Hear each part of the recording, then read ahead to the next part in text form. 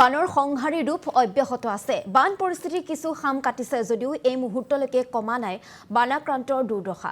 তীব্ৰ খাদ্য সংকটত পৰিছে বহু লোক, লাভ কৰা নাই তেওঁলোকে বহু চৰকাৰী আঁচনি। তেওঁলোকে কোনো ধৰণৰ চৰকাৰী আঁচনি লাভ কৰা নাই, লগতে সুবিধা লাভ কৰা নাই। চৰকাৰ প্ৰশাসন সম্পূৰ্ণৰূপে বিফল হোৱাৰ অভিযোগ উত্থাপন কৰিছে বানাক্ৰান্তই। ৰাষ্ট্ৰীয় ঘাইপথত অনিদ্ৰা অনাহাৰে দিন কটাবলগীয়া হৈছে বানপীড়িতই। বেচৰকাৰী সংস্থা কোনোৱে ব্যক্তিগতভাৱে খাদ্য সামগ্ৰী যোগান ধৰিছে যদিও সেইসমূহ পৰ্যাপ্ত নহয় বুলি উল্লেখ কৰিছে বানাক্ৰান্তই। ডিমৌ সমষ্টিৰ অন্তৰ্গত পুনাজান, লগতে গৌৰৱনগৰ, বিষ্ণুনগৰ, জেঙনিকটীয়া, নাওজান গাঁও, বেতবাৰী মৌজাৰ বহু গাঁৱত এতিয়া বানপানীৰ মাজতে আবদ্ধ হৈ থাকিবলগীয়া হৈছে বহু লোক। আৰু সেইসমূহ স্থানৰ যিসকল লোক তেওঁলোকে কিন্তু এতিয়ালৈকে বান সাহায্য লাভ কৰা নাই। আমি শিৱসাগৰৰ বিভিন্ন প্ৰান্তৰ আপোনালোকক দৃশ্যাংশ দেখুৱাইছোঁ আৰু এই মুহূৰ্তত সেই লোকসকলক উদ্ধাৰকাৰী দলে উদ্ধাৰ কৰি আছে। বান পৰিস্থিতি কিছু খাম কাটিছে, অৰ্থাৎ পানী কিছু কমিছে, কিন্তু বানাক্ৰান্তৰ দুখ দুৰ্দশা এতিয়ালৈকে কমা নাই। তীব্ৰ খাদ্য সংকটত পৰিছে বহু লোক। তেওঁলোকে কোনো চৰকাৰী সুবিধা লাভ কৰা নাই। চৰকাৰ প্ৰশাসন সম্পূৰ্ণৰূপে তেওঁলোকক সহযোগিতা কৰাত বা তেওঁলোকক সহায় কৰাত বিফল হোৱাৰ অভিযোগ উত্থাপন কৰিছে বানাক্ৰান্তই। আৰু ৰাষ্ট্ৰীয় ঘাইপথত অনিদ্ৰা অনাহাৰে থাকিবলগীয়া হৈছে বানাক্ৰান্ত। বেচৰকাৰী সংস্থা আৰু কোনোৱে ব্যক্তিগতভাৱে যিখিনি পাৰে যিমান পাৰে সাহায্য আগবঢ়াইছে যদিও সেইখিনি কিন্তু পৰ্যাপ্ত নহয়, এই মন্তব্য কৰিছে এতিয়া বানাক্ৰান্তই। আৰু ডিমৌ সমষ্টিৰ অন্তৰ্গত পুনজান, গৌৰৱনগৰ, বিষ্ণুনগৰ, জেঙনিকটীয়া, নাওজান গাঁও, বেতবাৰী বিভিন্ন প্ৰান্তত এতিয়াও বানপানীৰ মাজতে আবদ্ধ হৈ থাকিবলগীয়া হৈছে বহু লোক, আৰু তেওঁলোকে কিন্তু এই পৰ্যন্ত লাভ কৰা নাই কোনো ধৰণৰ সাহায্য।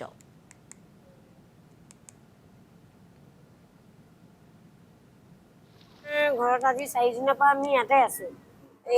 মোৰ মা হয়, মা 76। আজি গভৰ্ণমেণ্টৰ সাহায্য বুলিবলৈ আমি একোৱে পোৱা নাই। এনেই এনেকৈ বেলেগ পাৰ্টীয়ে বিস্কুট, পানী তেনেকুৱা যোগান ধৰিছে। বেলেগ চৰকাৰী আমি প্ৰশাসনৰ ফালৰ পৰা আমি একো সাহায্য পোৱা নাই। আৰু পানীও তেনেকৈ টিৰপাল নাই, ৰাতি পানী পৰে।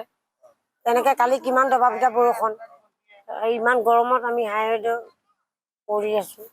গভৰ্ণমেণ্টে আমাক যদি কিবা সহায় কৰে।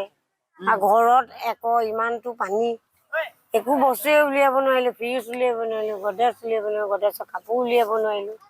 আমাৰ গোটেই ফেমিলিটো তেনেকৈ আজি আমি আছোঁ। আমাৰ নিজৰ ফেমিলি হয়। 4 দিনৰ পৰা আমি জলমগ্ন হৈ পানীত আবদ্ধ হৈ আছোঁ।